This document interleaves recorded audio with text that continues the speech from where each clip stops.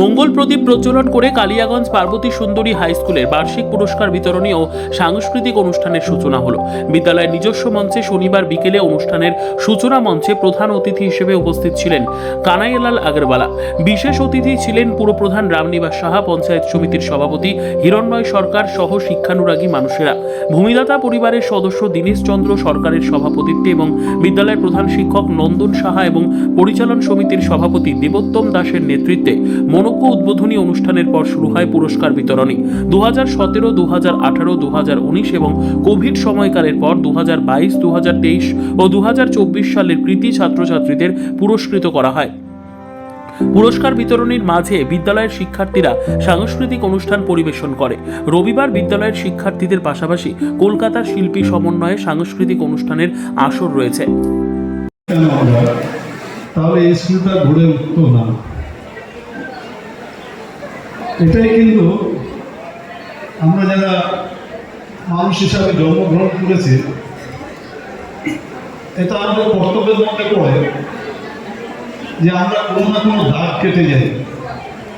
জীবন তো সবাই আমরা জন্ম নিয়েছি মরার জন্য,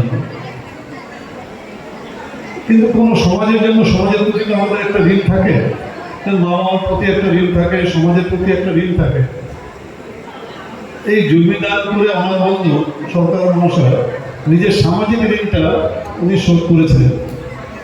মানে ইচ্ছে থাকলেও আর্থিক সঙ্গতির অভাবের জন্য প্রতি বছর করা হয়ে ওঠে না।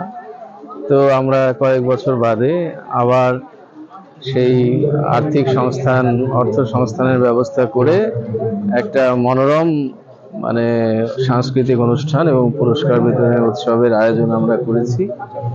হ্যাঁ, তো এখানে কয়দিনের প্রোগ্রাম এবং কি থাকছে? হ্যাঁ, 2 দিনের প্রোগ্রাম, আজ এবং কাল 30 এবং 31।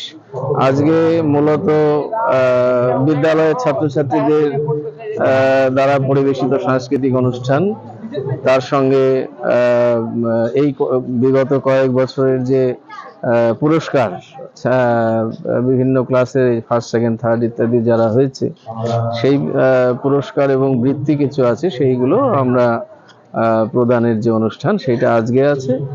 আগামীকাল কিছু ছাত্রছাত্রীদের অনুষ্ঠান রয়েছে, তার সঙ্গে বহিরাগত শিল্পীদের অনুষ্ঠান রয়েছে এবং কলকাতা থেকে আগত স্বনামধন্য নিপবিথি ঘোষের প্রোগ্রাম রয়েছে কালকের বিশেষ। ব্যুরো রিপোর্ট, উত্তর বাংলা সংবাদ।